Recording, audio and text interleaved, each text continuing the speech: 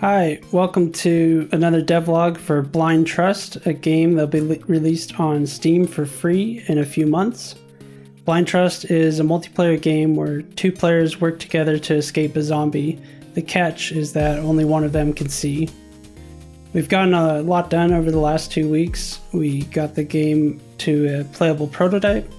We got in an early iteration of the zombie AI, and we updated the blind overlay. So we're going to go ahead and just dive into it, and Aaron's going to start us off by going over some game details that were necessary to get the multiplayer ready for testing.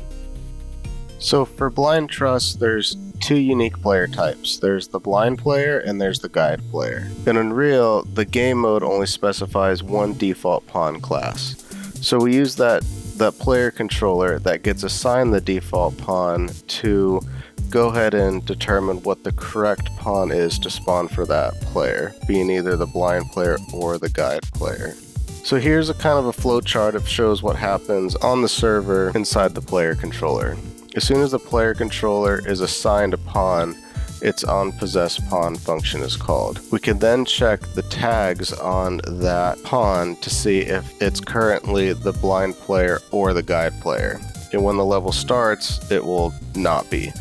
Therefore, we'll have to get the desired pawn type from the game instance. Now, this is typically set in the lobby when the players are deciding which player they want to be, and since that's persistent, that data stays set in the game instance where the player controller can then read it. After we get what player type that player is supposed to be, again either the guide player or the blind player, we'll ask the game mode to then spawn us that particular pawn. If we do want to be a blind player, then we're going to go ahead and spawn the blind player pawn at a random location inside one of the random player spawn volumes. Those are located around the map in various positions, and the blind player will start in one of these at random, touching the floor, but in a random position. The guide player will then be spawned at its spot at the player start that's marked for the guide player. That'll be in the separate control room, separated away from where the blind player can move around. We'll then recall the player controller's possess function, which will start this whole flow chart over again, but this time either the blind player condition or the guide player condition will be marked true. In that case, we'll inform the client that that player is ready to go and gameplay will continue as normal. Once we're able to get this whole system set up and working, we're then able to do a first round of basic multiplayer test, which Russell will show now. Yeah, and this first test was pretty exciting because we actually got to play the game together. And in this, you can see Aaron's walking around, and he's actually got the original blind overlay obscuring his vision, and it's not really impairing him enough. He's able to navigate around without me even telling him where to go. So this first test identified a big problem, is that our current blind overlay system wasn't working. So we came up with a new one. I tried a different system in Photoshop where basically instead of having one black box with about 95% opacity, instead I have almost like an ink block diagram of places where you can see through of the actual level and other places that are 100% blocked out. And then with the background blur, we went and tested to see if this would produce a better effect, and it definitely did. So these are the 4 overlays that are currently in the game. We found that if we had just one overlay, it was possible for a player to position one of the openings where they could see through in just the right spot so they could actually walk forward without any help. So that's obviously not ideal, so we decided to make 4 overlays dynamically change. Aaron came up with a system that randomly picks one of these 4 overlays, and then it transitions over a set amount of time that I'm allowed to tinker with and adjust in the variable settings. And this is what the final result looked like.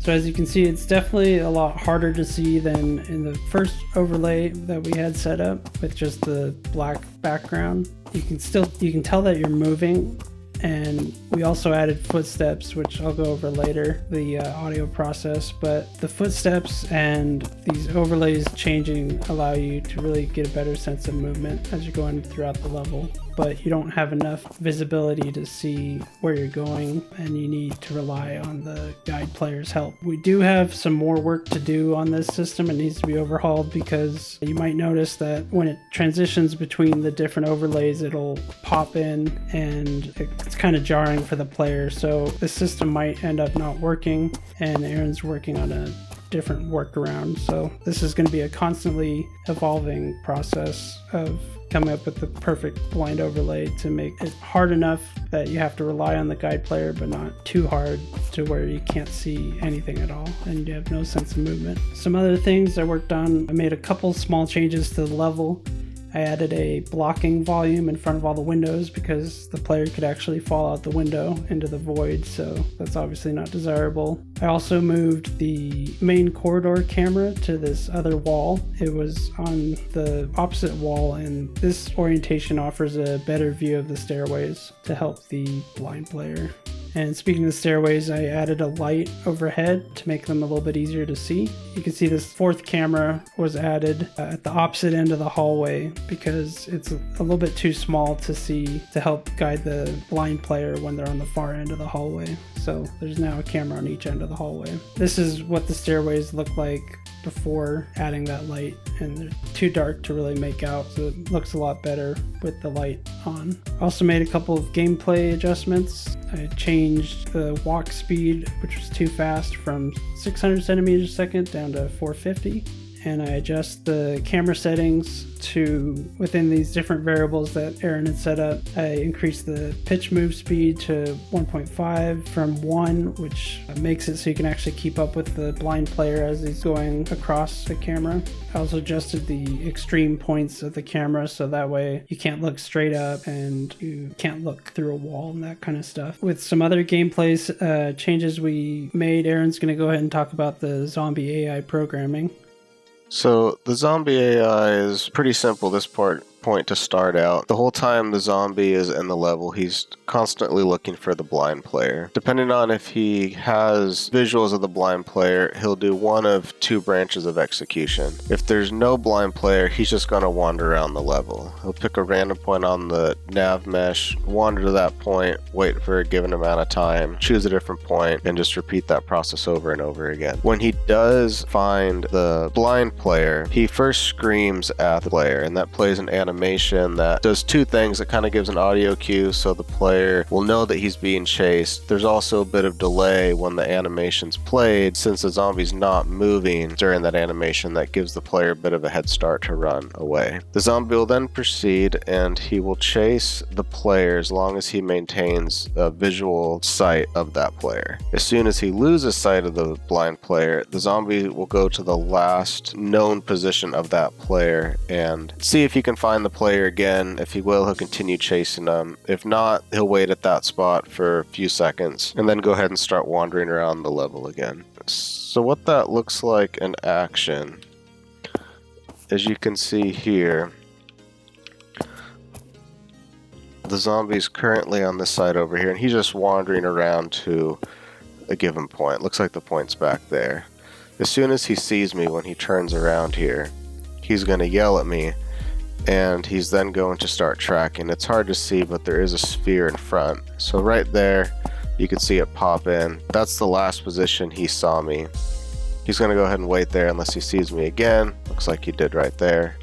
So continue chasing me until he loses sight of me, which I'll get him to lose sight around this pillar.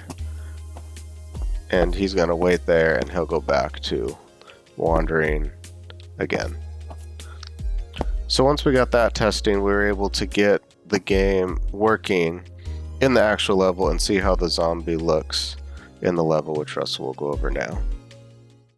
Yeah, so the second test we did was actually testing the zombie in the level, and in order to do that I had to add a nav mesh volume throughout the level, and then it was pretty easy. We just dropped them in and this is the results.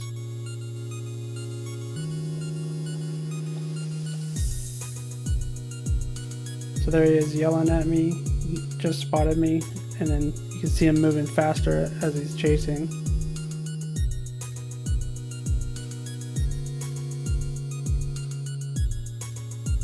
So there he had lost sight of me and stopped for a minute.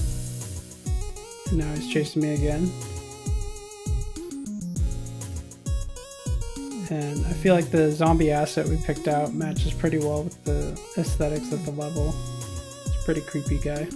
Another thing I worked on was starting the audio selection. Aaron's got a pretty extensive library of sounds that we're using for the project, and I started categorizing the sounds the way they're going to be needed in the game. So for example, I've got sounds in the, for the cameras, for the environment, put in the footsteps in their own folder, got some game sounds which are more related to the user interface and that kind of stuff, and the zombie itself.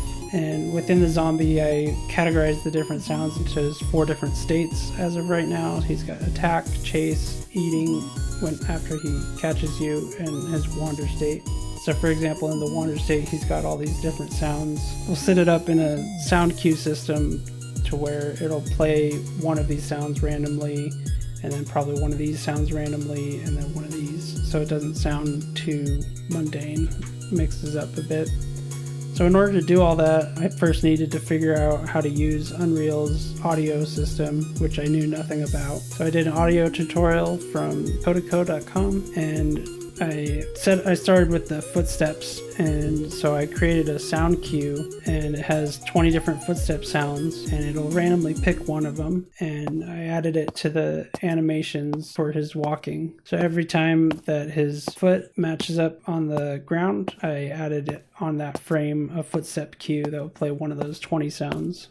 And there were 9 different animations that I had to do that for. It didn't take too long, but it definitely made a big improvement on the gameplay, so we could tell if the blind player is walking or if they're hitting a wall, because the footstep sounds would stop. So that's where we're at for now. We'll post another update in a couple of weeks.